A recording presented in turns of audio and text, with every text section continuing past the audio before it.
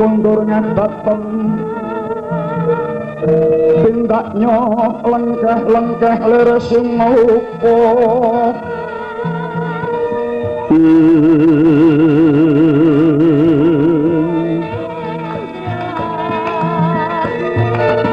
cahaya para padaya srinti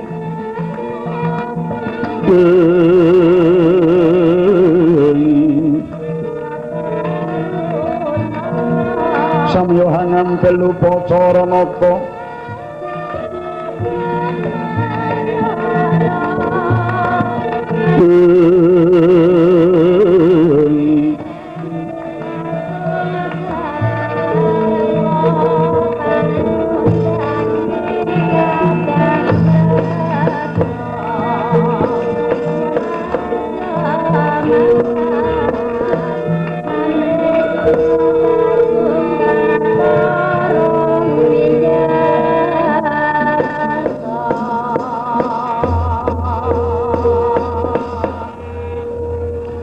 ing mangke datang kenucapku dari Prabu Duryudana nengno kawuwusa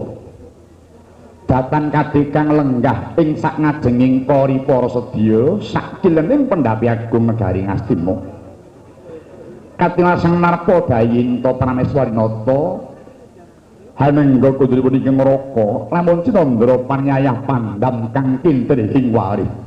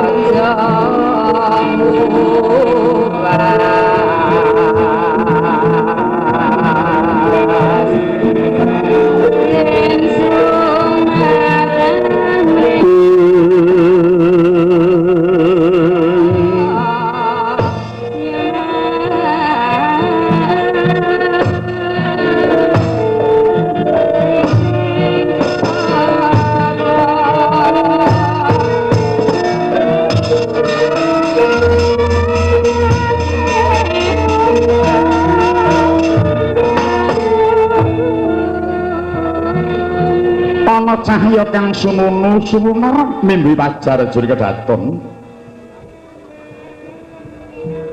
lah menika kawarnane sang Narpadayinta garwaning Prabu Duryudana putri saking Mandaraka Hatmajaning Prabu Salya ing angka 3 sesilih Dewi Banowati ya Dewi Banowati ya Dewi Tanowati mila hawasta Dewi Banowati Banowati Tanowati kang mengko werdi cahyane sang Dewi yen Candra Pindha Sarating Toya dasar gandes luwes merati lelewane milangnoni yen mesem semendanyangati katingal rek pememak ngembang bakung palarapan pindha kluwung alis lirit rada lengkung mripat blalak sembung layung pangarasa nyigar demung gurna nguringi datan sinambung talingan jamur bung godhek lemes ngrambut jagung lambe abang tur pinter nembung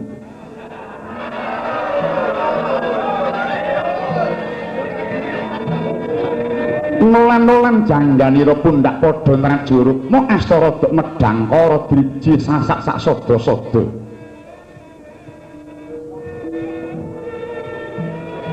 Dodo wijang diungalake payudara ndemenakake padarane macan luwe mung sak tekem bangkekane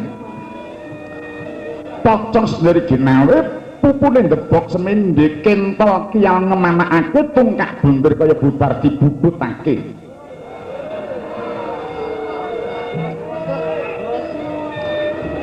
pawakane gedhe dhuwur kulit kuning tanpa lulur agemane ora ngaur yen lumampah bisa ngatur ayune tanpa luntur ora neh saka mulat pikir bisa kur temane yen turu nganti digawa nglindur ginarwa dening Prabu Duryudana wis putra kalih mangkin dari mante karengon sabab sang suputri pinter ngladosi dhateng neraka ora moka Prabu Duryudana nadyan Nalendra namung setunggal garwanipun sampun kaya wayuh nyimpen kemawon boten sami kalian Pak Paiman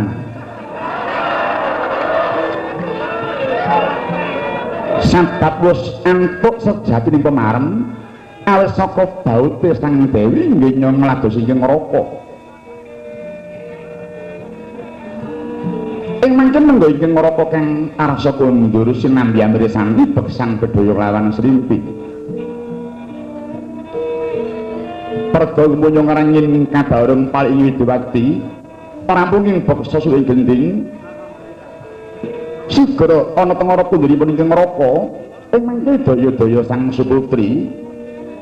minyak saking palenggan ngasta tirta sindhu taman kang wis nadhaning sangku harsa miji dhateng sampeyan ing neraka sang ya para mban sigore mangke miring saking wingking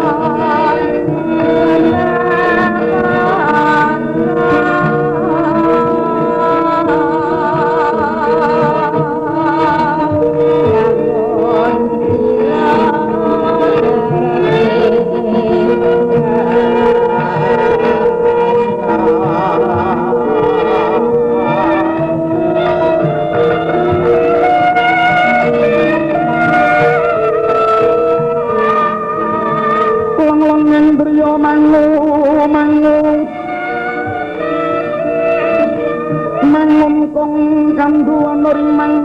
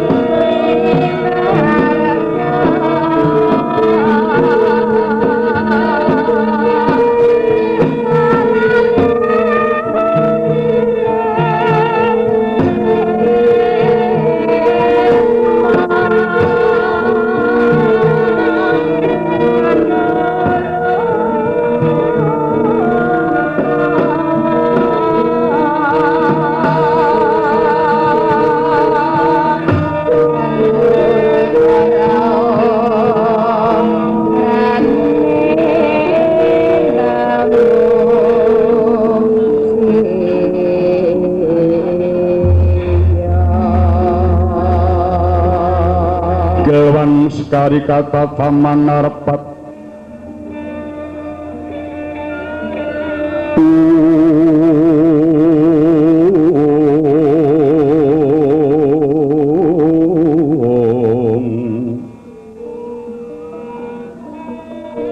Renyo balikan jono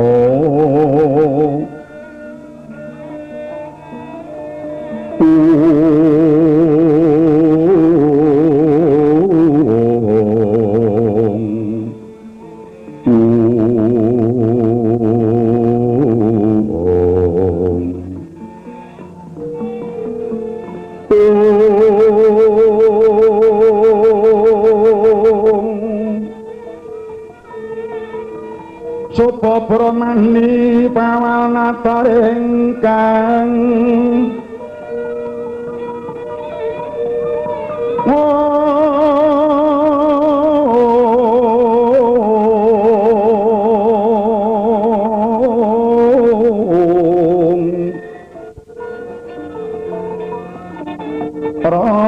mutiara aras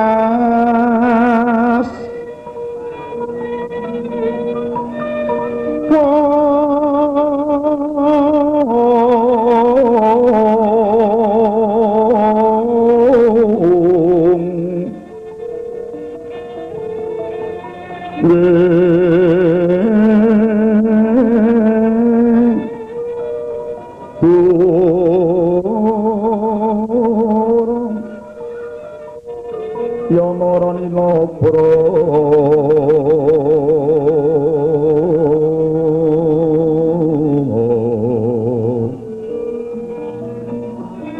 Prani pagar tunjungnya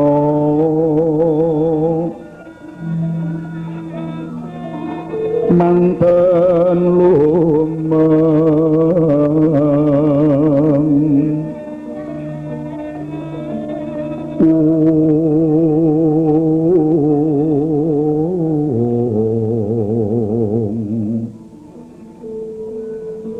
muntapin kening kapura macawi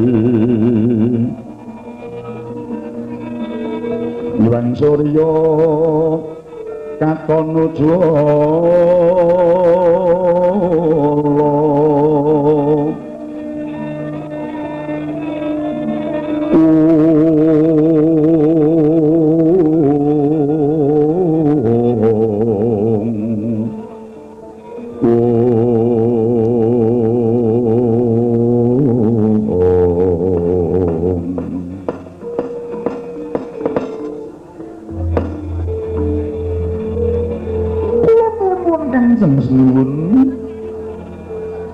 sakundur pabuka kula ngatak mangat bertemu kikun yuk sinuwun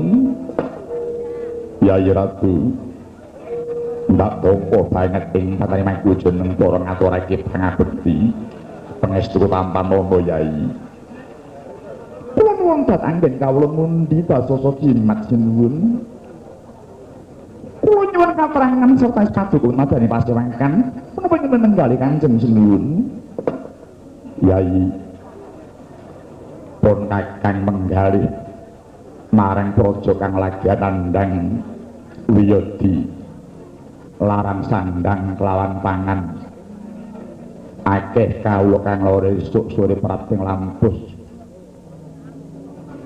ora jeneng mokal kuranging sandang lawan pangan bisa mahanani akeh durjana ingkang gawe rusuh ning praja Ngastina. Semono piyambak inggih miratosaken dhateng para kadang namung tami sampun dangu mboten wonten jawah. Ngantos sumur-sumur sami nyasat.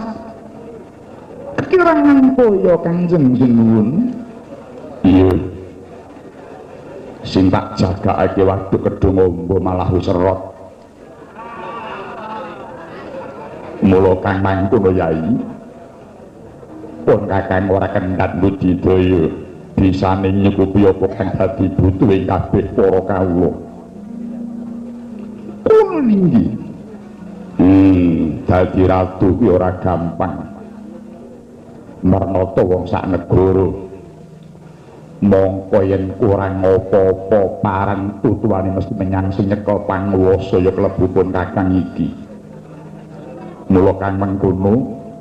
kabeh para pambyang tuku yen ora padha mulat ora padha prayitna ora jeneng moka bisa nyusutake asmaning pun kakang. Muga-muga para kadang Kurawa aja padha nggugu karepe dhewe-dhewe nanging bisa temen-temen mikir marang kabeh para kawulane. Kuninggi Bapa Durna paring dawuh Ngastina bakal mangke yuwana lamun pun kakang bisa nampa tumurning kanugrahan wahyuning katentreman sebut wahyu purba kayun. Wahyu purba kayun Yai Ratu iya lagi jenenge wae wahyu purba kayun. Purba kuwi nguwasani utawa ngendhaleni kayun iku karep